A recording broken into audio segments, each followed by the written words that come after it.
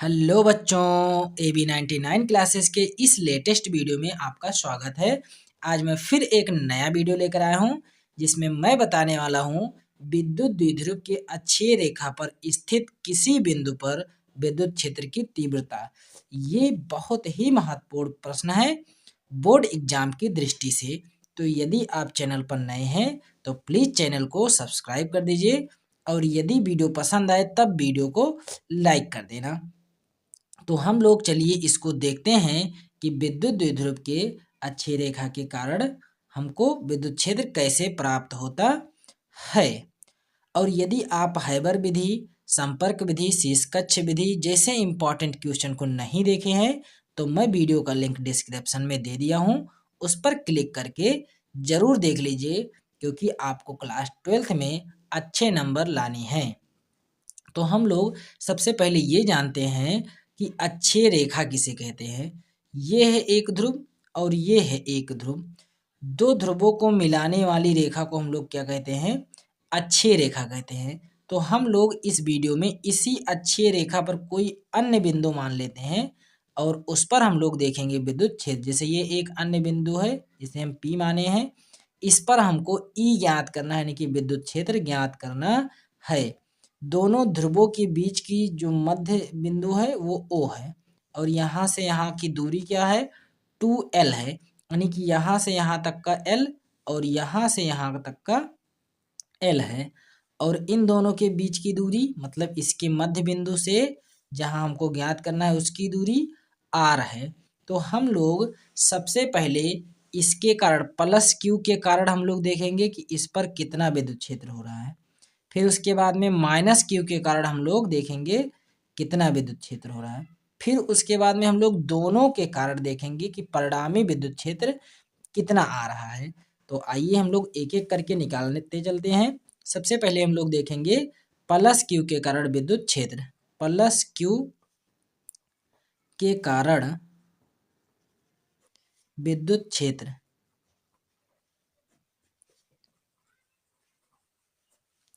अब एक बात हमको इससे पहले जानना जरूरी है कि कूलाम का नियम क्या होता है। तो कूलाम का नियम होता है F बराबर 1/4 पाई एप्सिलॉन नॉट के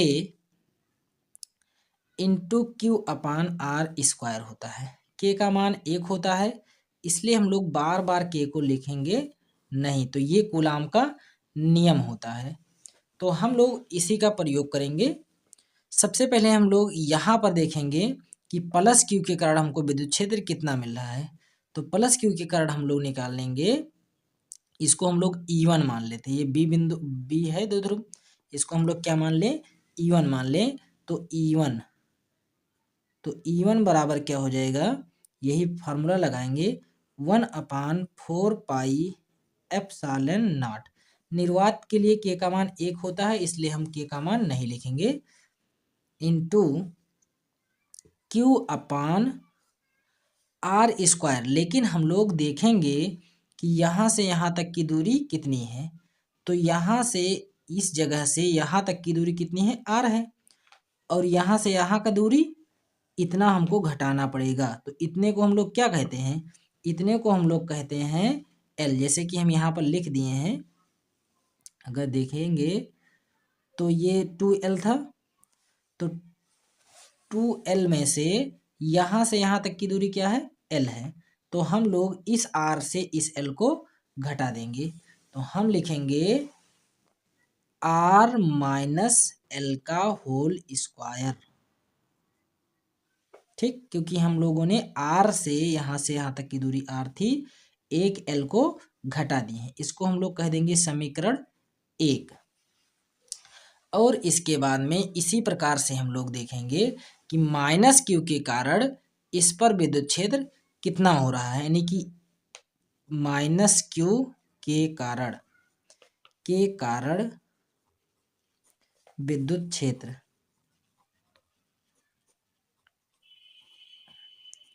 तो जैसे यहाँ पर E1 माने थे, हम लोग यहाँ पर क्या मान लेंगे? E2। तो E2 बराबर क्या हो जाएगा? यही फार्मूला लगाओ 1/4 पाई एप्सिलॉन नॉट। K का मान 1 है इसलिए नहीं लिखेंगे, क्यू अपान क्या लिखा हुआ आर स्क्वायर, आर मतलब दूरी। तो हम लोग इसकी दूरी देखेंगे कि यहाँ से यहाँ तक की दूरी क्या है। तो यहाँ से अगर हम लोग यहाँ तक आते हैं तो आर है, और यहाँ से यहाँ तक की दूरी अभी जस्ट हम लोग देखे थे जिस तरह से उसमें हम लोग किए थे, तो यहाँ से लेकर के यहाँ तक की दूरी एक एल है, यानी कि आर और प्लस में एल। तो यहाँ से यहाँ तक की दूरी क्या हो जाएगी, आर प्लस एल हट ही नहीं रहा है,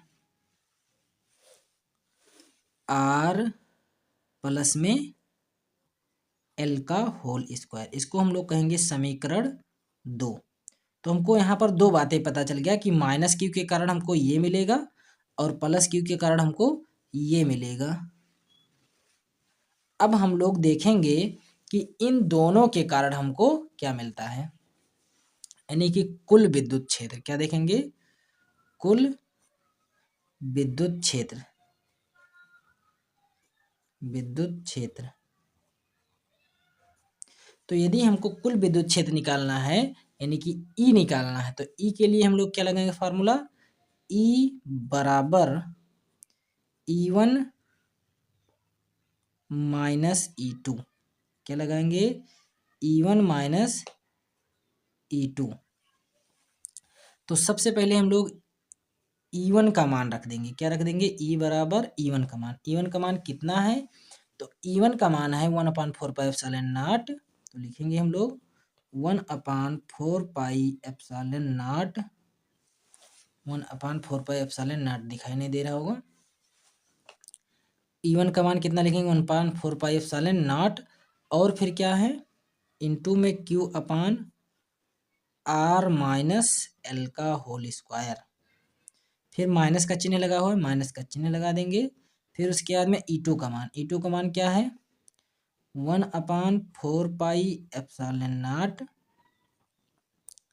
into Q upon R plus L का होल स्क्वायर।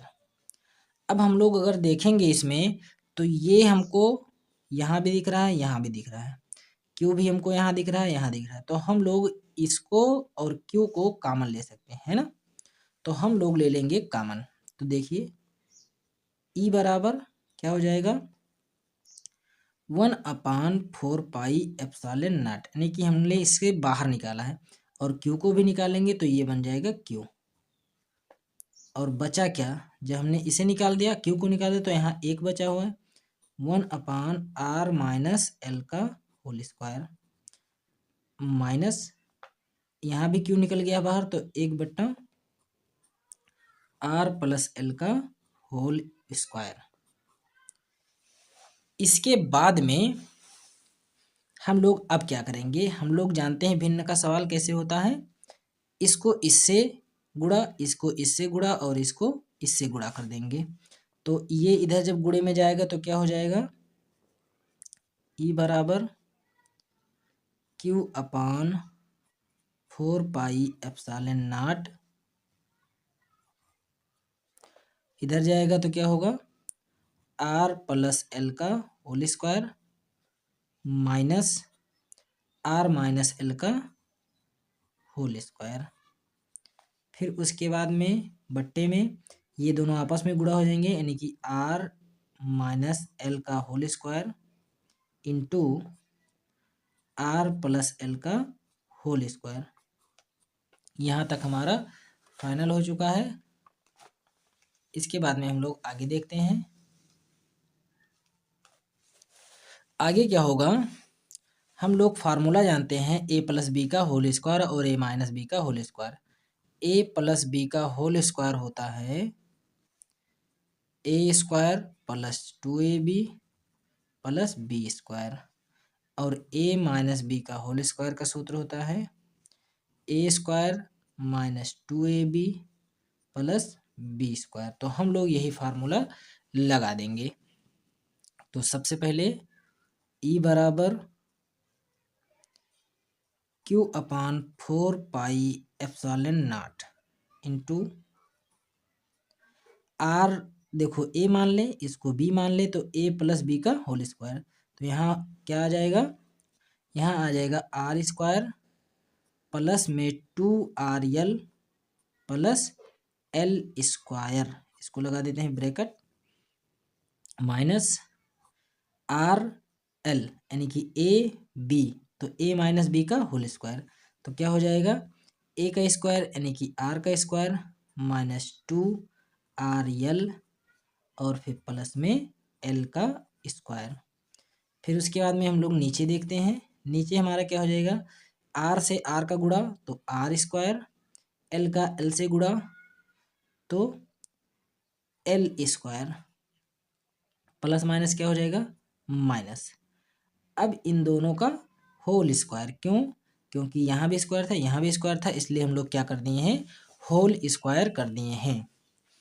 अब हम लोग देखते हैं इस ब्रैकेट को हम लोग खोल देते हैं, तो ब्रैकेट खोलने पर क्या होगा देख लेते हैं, एक स्टेप और कर लेते हैं, Q/4πε0 R square plus 2RL plus L square, देखिए माइनस और प्लस माइनस आर स्क्वायर, फिर माइनस माइनस प्लस 2RL, फिर minus plus minus L square, और नीचे क्या है, तो अगर हम लोग नीचे देखेंगे तो यहाँ पर हम इसे लिख सकते हैं R के पावर 4 और उसके बाद में L के पावर 4, ऐसे हम लोग लिख सकते हैं, कोई दिक्कत नहीं, क्योंकि 2 दूना 4 2 दूना 4। अब यहाँ पर क्या होगा, अगर ये प्लस है और ये हमारा माइनस कैंसिल हो जाएगा, ये प्लस है ये हमारा माइनस है कैंसिल हो जाएगा। अब हमारा बचेगा क्या, Q/4πε0 2RL 2RL, तो क्या हो जाएगा 4RL और बट्टे में R का पावर 4 और फिर माइनस L के पावर 4। अब यहाँ पर जो L का मान होता है ये R से बहुत कम होता है, तो हम लोग लिखेंगे L का मान R से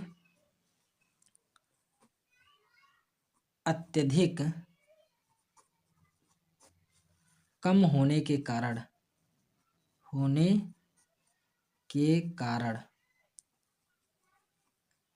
हम लोग L का मान 0 मान लेते हैं, क्या मान लेते हैं 0, यानी कि जो R है ये बहुत बहुत बड़ा है L से, इसीलिए हम लोग L का मान क्या मान लिए 0 मान लिए हैं।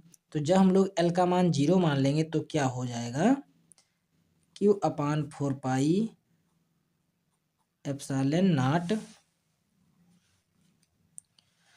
और ऊपर बचा हुआ है 4RL और नीचे बचा हुआ है R के पावर 4, क्योंकि L का मान क्या हो गया है 0 हो गया है। तो हम लोग अब देखेंगे है, उससे पहले ये जो E है इसको हम लोग कुछ इस प्रकार से कर देते हैं, 4πε0 2RL प्लस में 2RL था बट्टे में R के पावर 4।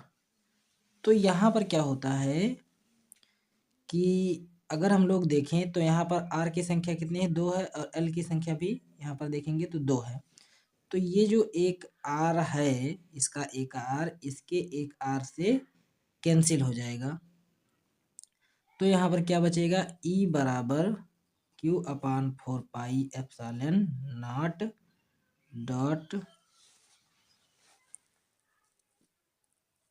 2L।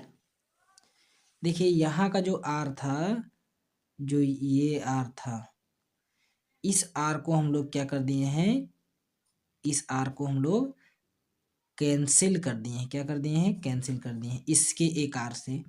तो यहाँ पर हमारा क्या बचा है सिर्फ 2L बचा हुआ है, और नीचे हमारा कितना बचा हुआ है, एक R जब कैंसिल किए हैं तो हमारा R के पावर 3 बचा हुआ, कितना बचा हुआ है 3 बचा हुआ। अब हम लोग क्या करेंगे इस Q को अंदर कर देंगे, तो हमारा E बराबर आ जाएगा 1/4 पाई एप्सिलॉन नॉट Q2L। यहाँ पर एक और आर बचा होता है, 2 आर था ना, तो एक ही आर कैंसिल हुआ, एक आर बचा होता है तो 2RL होगा। क्या होगा? 2RL होगा। Q2RL बट्टा में R क्यूब होगा। अब हम लोग एक सूत्र जानते हैं, द्विध्रुव आघूर्ण का सूत्र, कि P बराबर होता है 2QRL। क्या होता है? P बराबर होता है 2QRL। तो हम लोग अब क्या लिख देंगे, सॉरी 2 नहीं होता है, P बराबर होता है QRL, Q इंटू RL। तो हम लोग यहाँ पर अब जहाँ पर 2RL है, यहाँ पर हम लोग लिख सकते हैं E बराबर 1/4 पाई एप्सिलॉन नॉट। अब इसकी संख्या कितनी है? यहाँ पर 2 है, तो 2P कितनी संख्या थी यहाँ पर? 2 था। और Q भी देखिए यहाँ पर अगर हम लोग देखेंगे ऊपर, तो ऊपर हमारा 2 Q था ना, तो यहाँ पर क्या हो जाएगा? 2QRL हो जाएगा। और 2QRL के जगह पर हम लोग क्या लिख देंगे? P का मान रख देंगे, यानी कि P हो जाएगा और बट्टे में R क्यूब हो जाएगा। तो फाइनली हमारा ये प्रूफ हो जाता है कि ये हमारा क्या है? विद्युत द्विध्रुव के कारण अच्छी रेखा पर विद्युत क्षेत्र। तो मैं आशा करता हूँ आप लोगों को समझ में आया होगा। यहाँ पर थोड़ी सी गलती हुई, क्या हुई कि हम दोनों आर काट दें, तो परेशान नहीं होना, एक ही आर हमको काटना था। एक ही आर जब कैंसिल हो जाएगा तो कितना बचेगा? 2RL। यहाँ पर भी लिख देंगे 2RL, 2RL बचेगा। और जब Q को अंदर ले आएंगे तो क्या हो जाएगा? 2QRL हो जाएगा। क्या हो जाएगा? 2QRL। क्या हो जाएगा? 2QRL। और 2QRL बराबर क्या होता है? P बराबर QRL होता है। तो यहाँ पर संख्या कितनी है? 2 है, तो 2P हो जाएगा, 2PR क्यूब। और यही हमारा क्या होता है? अच्छे रेखा के कारण विद्युत क्षेत्र होता है। तो यदि ये वीडियो पसंद आया है तो प्लीज़ वीडियो को लाइक कर दीजिए, और यदि चैनल पर नए हैं तो चैनल को सब्सक्राइब कर दीजिए। धन्यवाद दोस्तों, फिर मिलते हैं अगले वीडियो में।